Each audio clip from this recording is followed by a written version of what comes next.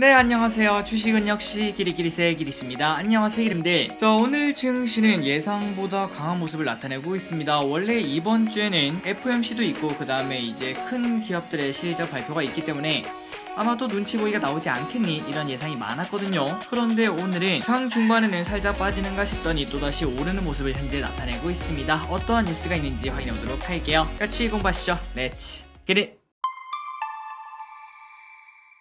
첫 번째 소식입니다. 이번 주는 매수 기회다. 이러한 포인트가 나왔다고 하는데요. 한번 보도록 할게요. 최근 증시는 바닥을 쳤나 이러한 기대감이 현재 나오는 흐름입니다. 그래서 많은 기분들이 야, 이걸 더 들고 가야 되나 이런 고민을 하실 것 같은데요. 그리고 이 와중에는 이번 주에는 여러 이벤트가 겹치며 걱정도 동시에 생겨나고 있습니다. 그런데 이번 주에 만약에 주가가 빠진다면은 이거는 매수 기회다 이런 의견이 있다고 하는데요. 어디서 그런 말을 했나 봤더니 바로 케이프투자증권. 케이프투자증권은 주가가 하락하면은 대형주 위주로 매수하라 이렇게 말했습니다. 과거 2018년에 미국 장단기 금리 차이가 급격하게 축소되고 그때 당시에도 경기 침체 우려가 확실히 있었죠. 그리고 실제로 경기 침체도 있었던 걸로 기억하고 있습니다. 그러나 그때 금리 상승이 끝나고 난 다음에는 19년부터 경기 침체 우려가 지속적으로 있었지만 그런데 그때 주가는 계속 오르는 걸 확인할 수 있었다고 합니다. 그러니까 이번에도 올해 안에 금리 상승이 끝난다 이런 얘기가 나오기 때문에 이제 슬슬 경기 침체 우려가 있니 많이 그런 이야기가 나온다고 하더라도 과거를 봤을 때는 또 그때가 이런 이야기도 증시가 상승하는 그러한 시기였다고 합니다. 그러니까 지금은 주가 하락보다는 주가 상승에 조금 더 관심을 둬야 되지 않겠나 라고 볼 수 있다는 거겠죠. 그래서 K4투자증권은 이번 주에 증시가 빠지면 조금 매수를 해보는 기회로 삼고 그리고 지금부터 전 저점을 깨러 가기는 조금 힘든 상황이라고 합니다. 그리고 기분들 매주 일요일마다 나오는 증시 일정입니다. 혹시 아직까지 스크린샷 찍지 않으셨다면 지금 찍고 넘어가시면 될 것 같아요. 자, 맨 위에는 공모주 일정이 있고요. 그리고 아래는 증시 일정, 밑에는 보호예수 어떤 겹이 풀리는지. 일단 이번 주에 가장 중요한 게 LG엔솔 6개월짜리가 풀린다는 거, 이게 가장 중요하겠죠. 그리고 마지막으로 맨 아래쪽에는 어떠한 겹들이 실적 발표가 있는지 이런 것들이 있으니까 기름들이 꼭 참고하시면 좋을 것 같습니다. 3초 뒤에 넘어가도록 할게요.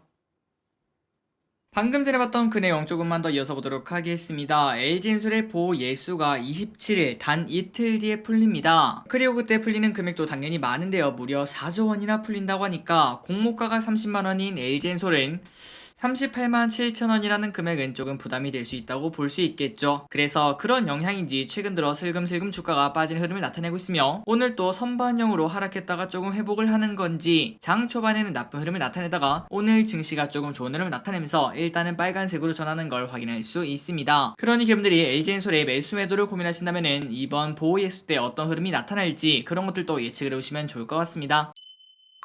다음입니다. 옐런 그리고 서머스가 또다시 작년에 이어서 격돌을 했다고 합니다. 미국의 전 현지 경제수장이 경기 침체를 두고 엇갈린 진단을 현재 내놓고 있다고 하는데요. 옐런은 경기 둔화지 침체는 아니라고 말했으며 그리고 그 반면 예전에 경제수장이었던 서머스는 경기 침체 가능성이 매우 높다 이렇게 CNN 인터뷰에서 말했다고 합니다. 그렇다면 옐런이 경기 침체는 없다라고 말한 이유가 뭔가 봤더니 바로 강력한 노동시장 때문에 그렇다고 합니다. 노동시장이 받쳐주면은 절대 경기 침체는 없다는 거겠죠. 참고로 작년에는 서머스가 옳았었습니다. 대규모 인플레가 올 것으로 예측을 했던 인물이었는데 그때 당시 옐런은 인플레에 큰 걱정할 필요 없다 이렇게 말했었죠. 과연 이번에도 옐런이 틀리고 서머스가 맞을지 아니면은 이번에는 옐런이 맞을지 한번 지켜봐야 될 것 같습니다. 다음입니다. 현대차 너무 잘 달려요. 2분기 최대 실적을 낸 현대차 3분기도 낼 것으로 보인다 이런 얘기가 정말 많이 나오고 있죠. 그리고 지금은 너무나 저평가라고 합니다. 이 부분은 저기리슨 매우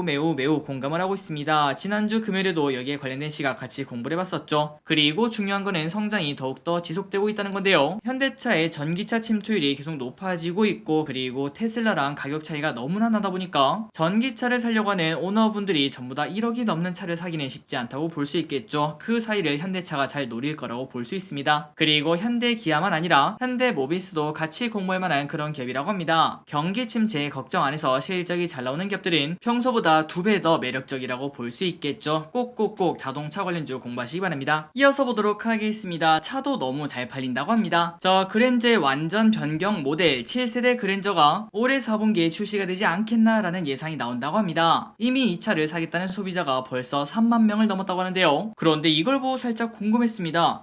야, 잠깐만, 아직 출시도 안 했는데 어떻게 3만 명이나 대기를 하고 있지 라고 생각을 해봤는데 이번에 나오는 게 7세대라고 합니다. 그리고 지금 나오는 거는 6세대겠죠. 그런데 지금 6세대 그랜저의 대기 물량이 5만 대나 있다고 합니다. 그런데 그 사람들은 기다렸다가 6세대를 샀는데 이미 7세대가 나와 있으면 뭔가 손해보는 기분이라고 볼 수 있겠죠. 그래서 이때까지는 7세대 그랜저가 나오면은 6세대 그랜저 대기 물량을 취소를 하고 그리고 또다시 새로 7세대를 예약을 했었는데, 하지만 이번에는 그렇게 안하고 6세대 그랜저 대기 물량을 우선적으로 7세대 그랜저 대기 물량으로 바로 이전을 시켜준다고 합니다. 이거는 뭐 당연하다고 생각을 해볼 수 있겠죠. 그래서 6세대 그랜저의 대기 물량이 5만 대나 있기 때문에 거기서 신형 그랜저로 전환하는 걸 원하는 사람이 3만 명이나 있다고 합니다. 이만큼 지금 차가 잘 팔린다는 걸 확인할 수 있고, 그리고 7세대 그랜저가 나오면은 또다시 판매량이 높아질 거라고 생각을 해볼 수 있겠죠. 참고로 지금 그랜저를 살려면은 2개월에서 8개월 이 정도의 시간이 소요가 된다고 합니다. 다음입니다. 최근 들어 삼성전자 슬금슬금 올라가서 이 와중에 개인분들은 매도를 하고 있다고 한데요. 그런데 지금 봤을 때 굳이 매도할 필요는 없어 보입니다. 한번 관련 소식 보도록 할게요. 삼성전자 이제는 중요하다. 삼성전자의 방향은 사실상 외국인이 결정하는 거는 아마도 기름들 알고 있을 거라고 생각합니다. 조금은 아쉽다고 볼 수 있겠죠. 그런데 우리가 아무리 아쉽다고 해도 바뀌는 건 없습니다. 그렇다면은 결국 외국인이 어떻게 돌아오는가 이거를 알아야 되는데, 일단 가장 먼저 떠오르는 거는 환율이겠죠. 그런데 이 환율은 결국 언젠가는 우호적으로 바뀔 거니까 이거는 좀 긍정적이다 라고 생각을 해볼 수 있고, 그리고 그 외에 다른 것도 있을 것 같은데 뭐가 있나 봤더니 바로 미국 반도체 지원 법안이 통과될 경우에 대규모 매수를 기대할 수 있지 않을까 이런 생각을 해볼 수 있다고 합니다. 그나저나 미국 반도체 지원 법안이 도대체 뭐길래 라고 봤더니, 참고로 이 법안은 지금 현재 미국에서 반도체 제조가 조금 부족합니다. 그래서 미국이 우리나라에 공장을 지어라 이렇게 말하고 있죠. 그런데 그냥 지으라고 하면은 아무도 안 짓겠죠. 그래서 68조 원의 보조금을 지원하는 게 목적인 법안이라고 생각하시면 될 것 같습니다. 그래서 시기는 빠르면 이번 주가 유력하다고 하는데요. 그래서 결국 이게 통과가 되면은 삼성전자 공장이 팍팍팍 세워질 거라고 생각을 해볼 수 있겠죠. 이러한 뉴스가 나오면 호재로 충분히 인식을 해볼 수 있다고 합니다. 과연 현대차 그리고 삼성전자가 끌고 나갈 코스피를 우리가 언젠가는 당연히 보겠지만 올해 안에 볼 수 있을지 한번 기대를 해봐야 될 것 같습니다. 다음입니다. 오늘 아침부터 핫한 뉴스가 하나 있더라고요. 바로 주식농부로 유명한 박영옥 아저씨가 지금은 10년 만에 오는 기회라며 주식을 매수해야 된다 이렇게 말했다고 합니다. 그래서 저기시 한번 읽어보니까 이렇게 정리를 해볼 수 있겠더라고요. 일단 유망한 섹터는 무엇을 보십니까? 라고 물어봤더니 문화 콘텐츠, 음식료, 게임주, 대형주 이렇게 꼽았다고 하며, 그리고 우리가 지금 팔아야 될 주식은 이익이 피크친 기업은 피해야 된다고 합니다. 그러니까 기분들 실적 보는 방법 아시죠? 그리고 실적을 딱 봤는데 올해, 내년, 내후년 야 실적이 그냥 비슷하네 아니면 조금 하락하네 이런 기업들은 피해야 된다는 소리겠죠. 그리고 그 반면 그 와중에 성장하는 기업은 분명히 있습니다. 이러한 기업들만 찾아다녀야 될 때가 아닌가라고 볼 수 있다고 합니다. 한번 기업들 얼마 안 걸립니다. 여러분들의 종목이 앞으로 2년간 실적이 성장하는 기업들인지 아니면 후퇴하는 기업들인지 이 부분은 꼭 확인해 보시는 게 좋을 것 같습니다. 다음입니다. 경기 침체가 오면은 당연히 안전자산이 올라야 되는 거 아니야? 이러한 생각을 가지신 기분들이 당연히 많으실 거라고 생각합니다. 그런데 위말이 무색하게 최근 금값이 계속 내려가고 있습니다. 왼쪽에 보시면은 국내금 3개월 시세가 있는데 쭈룩쭈룩쭈룩 미끄러지고 있는 걸 확인할 수 있죠. 분명 우리가 이러한 관련 뉴스를 보면서 금값의 전망이 좋다 이런 얘기를 봤었는데 역시나 세상에는 100%는 없다는 걸 또 한 번 더 확인할 수 있습니다. 어쨌든 최근 금값은 4개월 연속 조금씩 하락하고 있으며, 물론 금이다 보니까 하락폭이 크진 않지만 상승을 예상하고 있었는데 하락을 했기 때문에 조금 더 충격이 크다고 볼 수 있습니다. 인플레 파이터라는 이름이 너무나 무색한 상황이라고 볼 수 있겠죠. 그렇다면 이게 중요합니다. 왜 이 친구가 도대체 하락을 하고 있는가? 그걸 봤더니 바로 달러 강세 때문에 그렇다고 합니다. 자, 금 같은 경우에는 달러로 거래가 되기 때문에 달러가 강세가 되면 될수록 우리가 금을 살 때 결국 달러로 바꾼 다음에 금을 사야 되는데 달러가 비싸다 보니까 금 사는데 주저함이 생긴다고 볼 수 있겠죠. 그래서 결국 이러한 수요가 줄어들면서 금값 하락을 피하지 못했다고 합니다. 그래서 이 말을 보자면은 만약에 달러 강세가 조금 잠잠해진다면은 그때부터는 또 금이 올라갈 수도 있겠구나라는 생각은 해볼 수 있겠네요. 어쨌든 최근 들어 이러한 흐름이 나타나다 보니까 투자자들은 금에 대한 실망감이 커지고 있고 거기에 대한 악순환이라고 볼 수 있겠죠. 또 금값은 하락하고 또 실망하고 하락하고 실망하고 하락하고 이러한 형태가 계속 나타나고 있다고 합니다. 다음입니다. 한국은 무기 강국. 지난주에 한국에서 탱크를 엄청나게 수출했다 이러한 소식이 나오면서 현대 로템이 엄청나게 급등한 거 여러분들 기억하고 계실 겁니다. 그래서 갑자기 궁금하더라고요. 과연 한국은 얼마나 수출하고 있는 국가인가 그걸 찾아봤더니 무기 수출 국가 세계 8위에 랭크가 되어 있다고 합니다.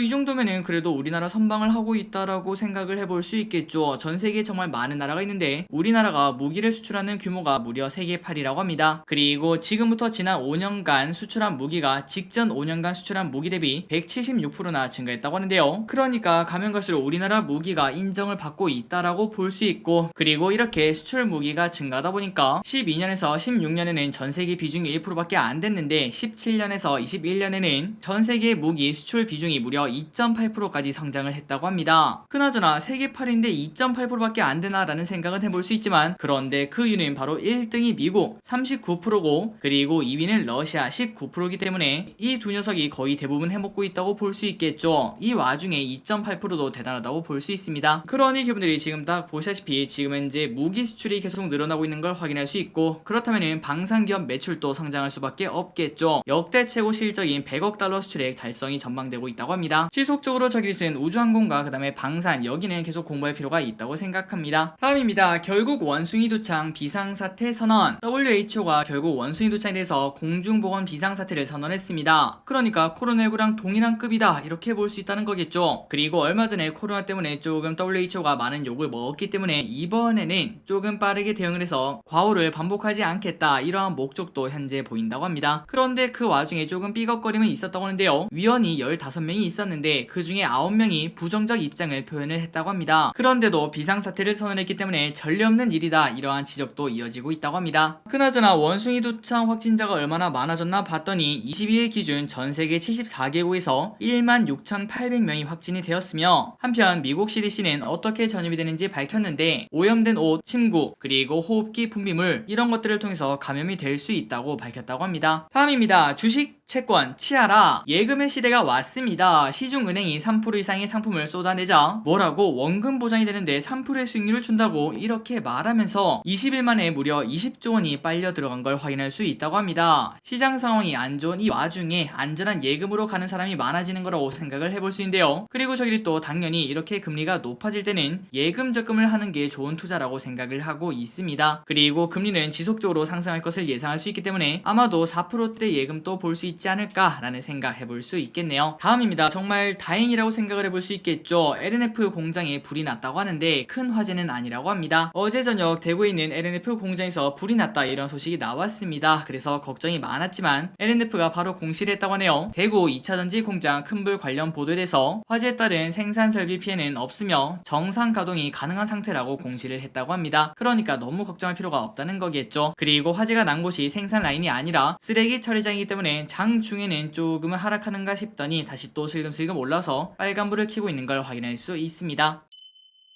다음입니다. 어렸을 때 추억이었던 피카츄 돈가스. 뭔가 불량식품의 대명사였다고 볼 수 있겠죠. 그런데 그 피카츄 돈가스가 하림에서 진짜로 출시를 한다고 합니다. 안에 들어가는 고기가 당연히 더 좋아질 거라고 생각을 해볼 수 있겠네요. 그리고 여기 보시면은 예전에 우리가 먹었던 그 피카츄 돈가스와 조금 다르게 꼬리까지 이렇게 나와 있는 걸 확인할 수 있습니다. 그래서 애기들이 우리가 어렸을 때 용가리 너겟을 정말 많이 먹었던 것처럼 많이 찾지 않을까라는 생각을 해볼 수 있고, 그리고 여기서 활용 점정 이죠. 포켓몬 홀로그램 스티커도 들어있다고 합니다. 정말 판매량이 높을 거라고 생각을 해볼 수 있겠네요. 다음입니다. 이제는 고급 소주 대란이 나타나고 있다고 합니다. 박재범 소주가 맨날 잘 팔린다 이런 소식이 나오는데 거기에 맞춰서 김보성 소주도 나왔다고 하네요. 자, CU에서 출시한다고 하는데 가격이 무려 4,500원이라서 이거 좀 너무 비싸지 않나 라는 생각은 해볼 수 있겠지만, 하지만 이러한 고급 소주에 대한 수요는 당연히 있을 거라고 볼 수 있겠죠. 그리고 작년 재작년에 수제 맥주가 유행인 바 있었는데 이 또한 경기 침체 그리고 인플레 그런 것 때문일까요? 취할 때까지 맥주를 먹으면 조금 비싸지 않겠습니까? 그런데 소주는 당연히 가성비가 좋기 때문에 이제는 또 소주 열풍이 부는 거 아닐까 이런 생각도 조금은 해볼 수 있을 것 같습니다. 어쨌든 수제 맥주에서 수제 소주로 약간 유행이 넘어오는 걸 확인할 수 있습니다. 마지막입니다. 오늘의 기업 두 가지를 보고 마무리해 보도록 하겠습니다. 첫 번째, 코스모화학. 자, 이 기업은 우리가 충분히 공부할 필요가 있을 것 같은데요. 요즘에는 폐배터리가 핫합니다. 앞으로 상장할 주식 두 개가 전부 다 여기에 관련된 섹터죠. 그러다 보니까 코스모화학도 기대감을 현재 받고 있다고 하는데요. 최근 들어 주가가 급등하는 걸 확인할 수 있죠. KB증권은 코스모화학의 신사업에 집중해야 된다 이렇게 말했으며, 코스모화학의 리사이클링 사업은 폐배터리로부터 니켈, 코발트 등을 추출을 한다고 합니다. 그래서 23년 기준 니켈 4,000톤 그리고 코발트 2,000톤 등 이런 것들을 이 정도의 물량을 생산할 수 있고, 이는 곧 2,500억 원 수준의 매출 확보가 가능한 것으로 보인다고 합니다. 다만 기업들이 투자하실 때는 오버행 이슈가 있다는 거, 이 부분은 잊지 말라고 합니다. 그리고 실적을 딱 봤는데 아직까지 컨센은 없는 걸 확인할 수 있네요. 시가총액이 그렇게 크지 않기 때문에 컨센을 확인할 수가 없어서, 그렇기 때문에 이런 기업들은 조금 투자하기가 어렵다고 볼 수 있겠죠. 다만 작년에 순위 흑자전에 성공했고, 그리고 지속적으로 성장을 하고 있기 때문에 앞으로도 계속 성장을 하지 않을까라는 생각은 해볼 수 있습니다. 마지막입니다. 현대건설을 보도록 하겠습니다. 건설 섹터는 요즘 뭐하고 있을까라는 생각이 들었는데 마침 오랜만에 리포트가 떴네요. 한국투자증권은 현대건설 목표가를 5.4만원으로 상향을 했다고 합니다. 그 이유는 현대건설이 최근 원가율 방어를 위해서 노력을 하고 있다, 이 점에 주목했다고 하는데요. 최근 들어 주가 하락이 계속 이어지고 있는 현대건설, 우하향으로 계속 떨어지는 걸 확인할 수 있죠. 과연 다시 모든 이평선을 뚫어내고 올라갈 수 있을지 관심있게 봐야 될 것 같습니다. 그리고 실적을 보도록 하겠습니다. 큰 성장은 아니지만 매출, 영업이익, 순이익 계속 성장하는 걸 체크할 수 있네요. 그리고 그 와중에 과거 평균퍼는 11, 12 이 정도가 넘었는데 지금은 9.3, 내년은 8.4 이렇게 낮아져 있는 걸 확인할 수 있습니다. 추가 상승 여력 분명히 있다고 볼 수 있겠죠. 한번 여러분들 현대건설 공부해 보시기 바랍니다. 자, 오늘의 공부 여기까지 끝났습니다. 항상 이렇게 같이 공부해서 진심으로 감사합니다. 지금까지 기리셨습니다. 빠이요.